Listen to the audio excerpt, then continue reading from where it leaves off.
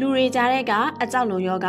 ဖိုဘီယာဆိုတာကတနည်းပြောရရင်အကြောက်လုံယောဂပဲဖြစ်ပါတယ်။လူတိုင်းဖိုဘီယာမရှိဘူးလို့မပြောနိုင်ပါဘူး။အကြောင်းရင်းကတော့ဖိုဘီယာဆိုတာကအမျိုးအစားများစွာရှိနေလို့ပဲဖြစ်ပါတယ်။အမြင့်ကြောက်တာလူကြောက်တာမီဒီယာတွေကိုကြောက်တာအပေါက်တွေကိုကြောက်တာစတဲ့အရာတွေကလည်းဖိုဘီယာဆိုတဲ့အကြောက်လုံယောဂတွေပဲဖြစ်ပါတယ်။ပိုပြီးအသေးစိတ်ကြပြောရမယ်ဆိုရင်အမြင့်ကြောက်တာက specific phobia ဆိုတဲ့အမျိုးအစားထဲမှာပါဝင်နေရပဲဖြစ်ပါတယ်။ phobia ဆိုတာကလူတိုင်းဖြစ်နိုင်တဲ့ယောဂတစ်ခုလို့ပြောရပါမယ်။စိတ်ဖိစီးရင်ပဲဖြစ်ဖြစ်ပတ်ဝန်းကျင်ကြောင့်ပဲဖြစ်ဖြစ်မိမိတို့အိမ်သားတယောက်ယောက်ကနေပဲဖြစ်ဖြစ်စတဲ့အကြောင်းအရာတွေကနေအရှင်းခံပြီးတော့အကြောက်လုံယောဂ phobia ဆိုတာဖြစ်ပေါ်လာတာပါ။အဖြစ်များတဲ့ phobia ရဲ့လက္ခဏာတွေကတော့နှလုံးခုန်မြန်လာတာအသက်ရှူရကြတာချောင်းဆိုတာမူးဝေတာတို့ဖြစ်ပါတယ်။ဒါပေမဲ့ဖိုဘီယာရှိတာကကြောက်ရွံ့စရာတစ်ခုမဟုတ်ပါဘူး။ဖိုဘီယာကိုပြောင်းအောင်ကုသနိုင်တဲ့နည်းလမ်းတွေရှိပါတယ်။ဘယ်လိုကုသနိုင်တယ်လဲဆိုရင်တော့